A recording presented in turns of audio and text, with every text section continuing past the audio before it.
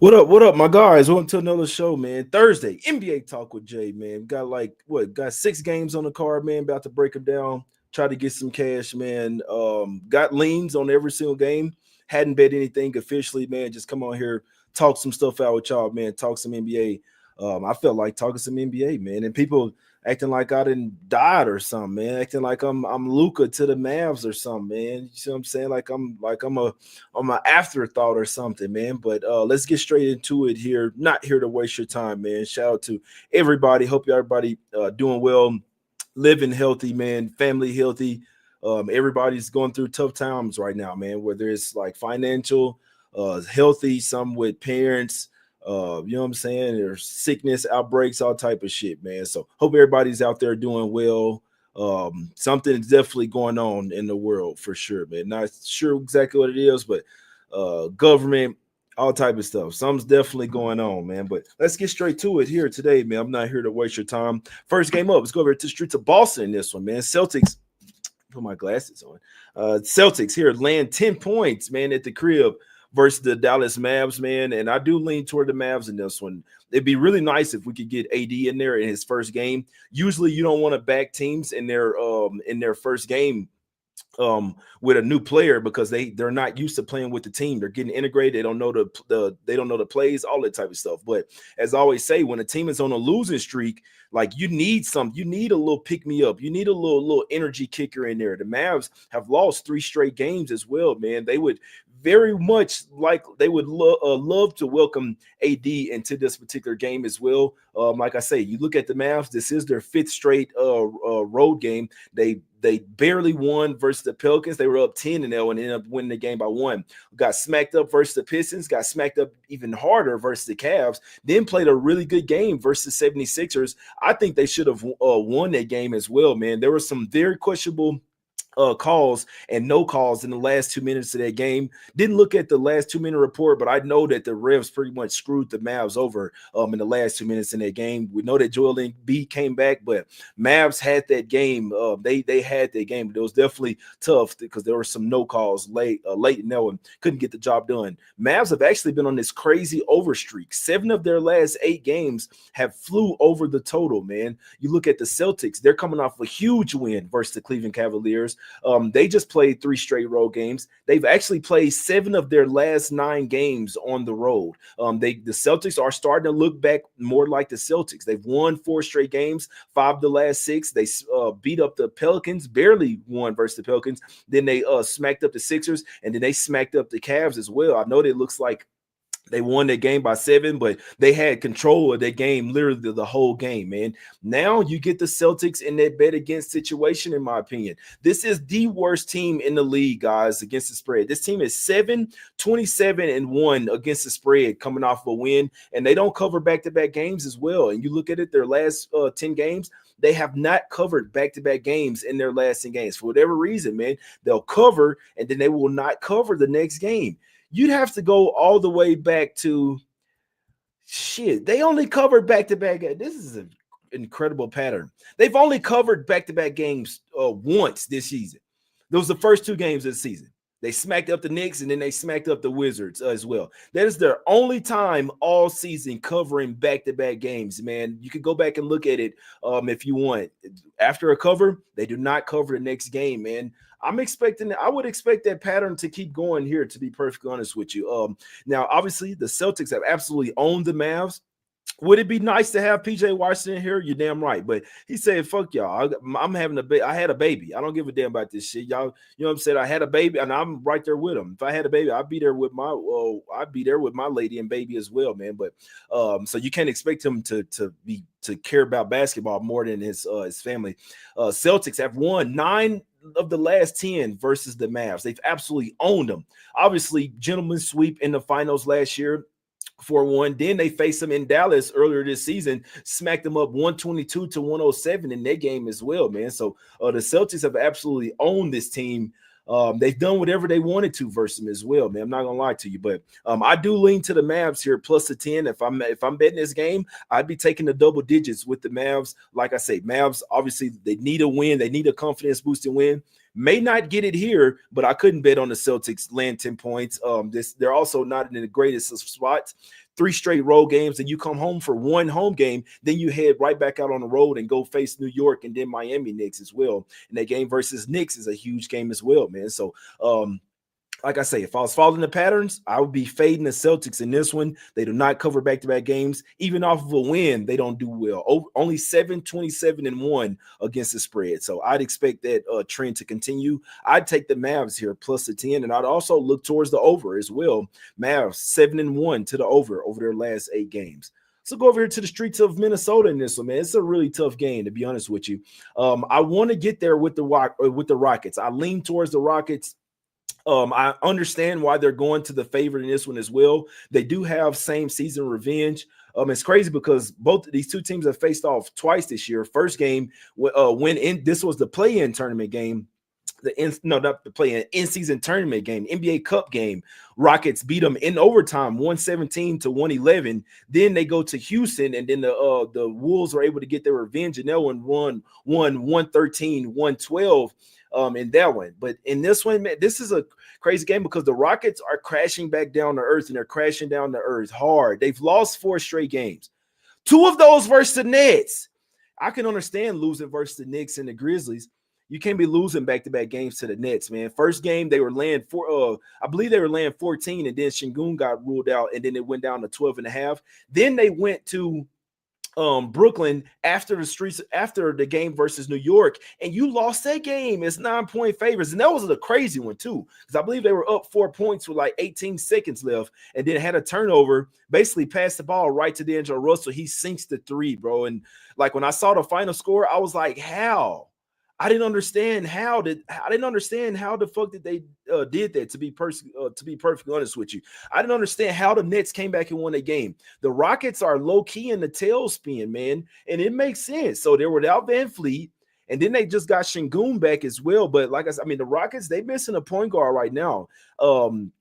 Who did I see? Somebody was trying to get Kobe White. I think that was the Magic. Also, guys, the trade deadline happens in about 2 hours, and you never know what's going to happen up until the end as well, man. Usually around this time, I kind of take it super easy. You got players that was likely about to get dealt, or they got dealt. You got teams that got new players as well. It's a lot of shit going on right now. I'll probably really pick things up after the All-Star break, me personally. You see what I'm saying? Because that's when teams are going to be like, all right, come on. Let's go. It's time to push. It's time to make a playoff push, all this type of stuff. Right now, it's kind of like a witching hour in the NBA right now. But Rockets, 6 of their last 7 games on the road, they've been all over the place. Cleveland, Boston, Atlanta, Memphis, come home for 1 game, then New York, Brooklyn, then they on the road here again versus Minnesota. So unfortunately in Minnesota, they're missing Randall and DiVincenzo. It's really hard to gauge them as well, man. These are 2 teams that play really tough defensively, and the offense can sputter, man. I think that I don't play a lot of totals, but if for whatever reason, I feel like that the going under in this game should probably be the best look. Rockets don't really have a ton of guys that can distribute the basketball. They're going to be starting Aaron Holiday at the point guard, man. Like, come on, bro. They got to stop this shit, man. Aaron Holiday, then you're going to get some Jalen Green. Then you're going to be relying on Dylan Brooks to give you 25 points, him making step-back jumpers. That game that he had 10 threes got him thinking that he's Steph Curry now. You see what I'm saying? So I'm not going to lie to you. I do lean the Rockets. I wanted to get there with the Rockets, especially with them having the rest advantage, losing 4 straight. Their point guard position really does bother me here. So if I had to play it, it would be Rockets and the under. I feel like this is a tough one for me, because if the Wolves did get the job done, it wouldn't surprise me at all. And I feel like that the Rockets have been playing over their head all season. It's not surprising at all to see them crash back down to earth. But this was a spot that I was looking towards, and I was like, I feel like that this is a Rockets spot. I think they could get the job done. So lean Rockets, but be really nice if they had Van Fleet in there for sure.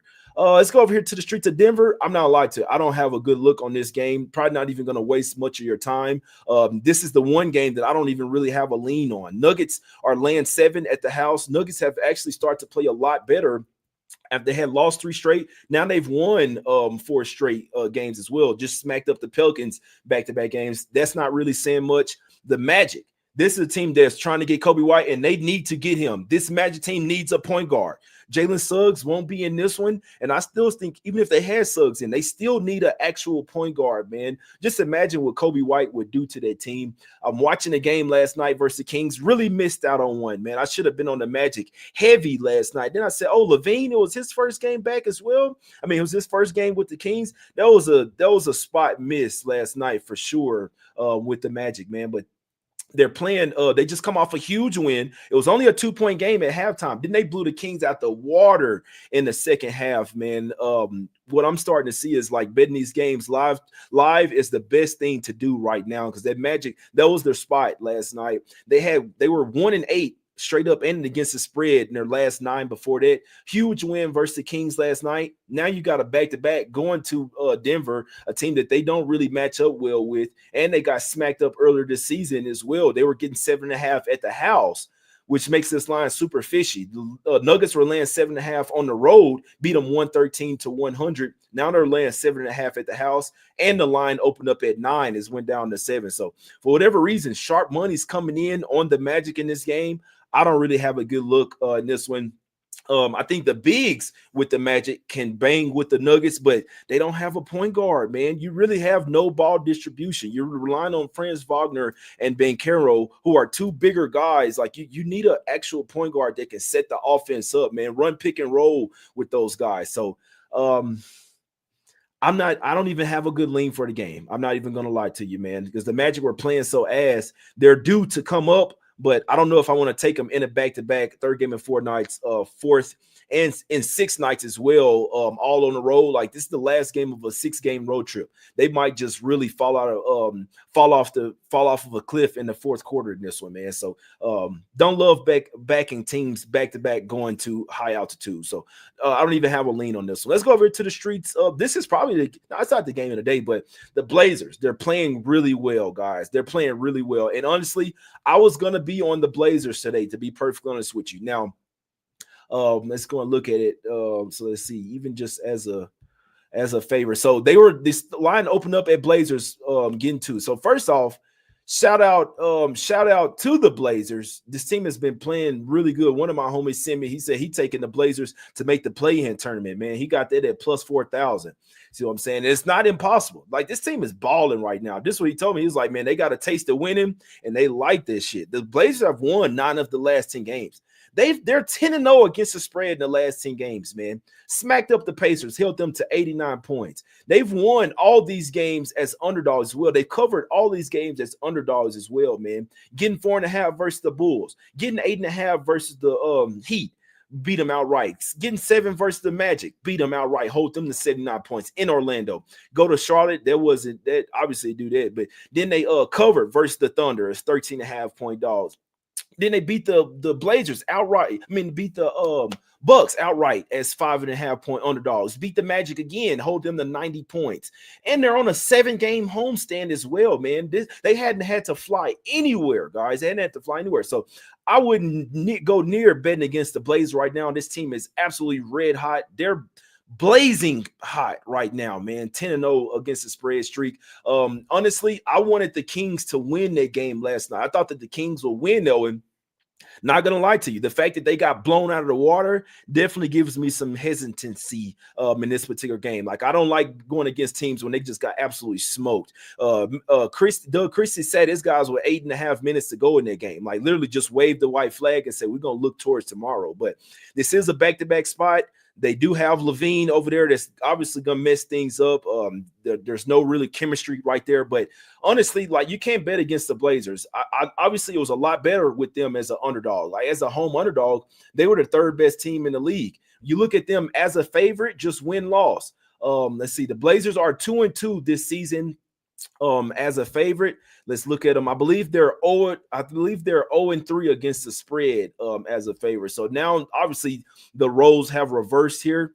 So Blazers are 1-3 against the spread as a favorite. They're 0-3 as a home favorite. So now, unfortunately, you get things swapped where they were underdog, playing crazy as an underdog. Now they do have teams' attention. Now they are laying points, but it's not many. They pretty much got to win the game. So I would probably still, if I had to play it, I can't go against the Blazers right now. They're smacking everybody up.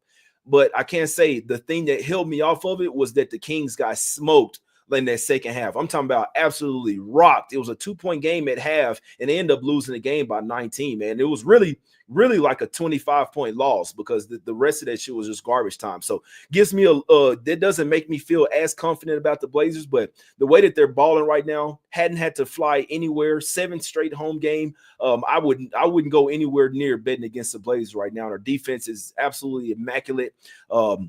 Blazers are nothing for me in this particular game, man. Let's go over here to the streets of LA in this one, man. Conspiracy J wants to come out here, man. It doesn't cash as heavy. There isn't even a lot of spots that cashes. Now, unfortunately, so this is what happened yesterday with the Warriors. They're out there warming up. Steve Kerr called everybody back into the locker room. See what I'm saying? You knew that something was about to happen in. Turns out Wiggins, who all got traded, man? Wiggins, Kyle Anderson, what they saying something about Anderson might end up staying with, I don't know, he's not on the Warriors no more. So Kyle Anderson, Wiggins, and there's one more player that got traded from the Warriors yesterday, man. So that messed up everything. Obviously, they went into Utah. They led the game by 11 points, man. You're seeing some fishy shit happen in the NBA. For whatever reason, teams go up 11, 8, 9 minutes, and they end up losing the game, man. It's absolutely bonkers. They lost to the Utah Jazz, and I'm almost glad, man, because I was telling myself they were up 10 points. Damn, they were up 122 to 112 with 2 minutes and 55 seconds left, guys. No lie. And they let them outscore them 19-6 in the last they outscored them 19-6 in the last 2 minutes and 55 seconds, man. You talk about some fishy shit in the last 2 minutes and 41 seconds. Super fishy. But I said to myself, if the Warriors end up losing this game, this was before the game, I said, watch them cover the next night versus the Lakers, man. There's a lot of things, the reason why I want to take this, man. So, obviously, they are coming from altitude. That's not the best of spots. So we look at this, though. You do have double revenge. They lost both games versus the Lakers this year at home. It would be the most Warrior thing ever for them to beat LA on their home floor. So Lakers come back home. First game after a 6-game homestand. Now, you could kind of say that they probably went to the house after coming home from New York because they had a couple days off. And you know that the team was giddy. They got Luka over there. You know what I'm saying? They're super happy. Unfortunately, they made another trade. They got Mark Williams in there. He might play today. Who knows? But they shipped out Dalton Connect as well. So you know what that means? You don't have Max Christie anymore. So that means you're relying on more of Gabe Vincent. You're going to have Shake Milton out there. You're going to have Bronny James out there. I like Vanderbilt. I think Vanderbilt's a baller. But now for the immediate future, your bench got a little bit worse until Mark Williams and Luka starts to play. But you're relying a lot on Gabe Vincent, Shake Milton, and Bronny James. That's pretty much your guards coming off the bench, man. You're going to have Vanderbilt as well. But this is a game where I think that we might see a special LeBron here, man. Let's just put it like that, man. This is the one spot that's really sticking out to me. Now, obviously, we could see Steph Curry, Draymond pop up on the injury report. This is a back-to-back. They've been careful with Curry. They've been even more careful with Draymond. And yesterday was, if I'm not mistaken, his first game back. If I'm not mistaken, maybe he came back versus Orlando. Let me just check real quick. So, yeah, Draymond came back versus Orlando in that one. But this is third game in 4 nights plus back-to-back for the Warriors. So you might see somebody pop up on the injury report.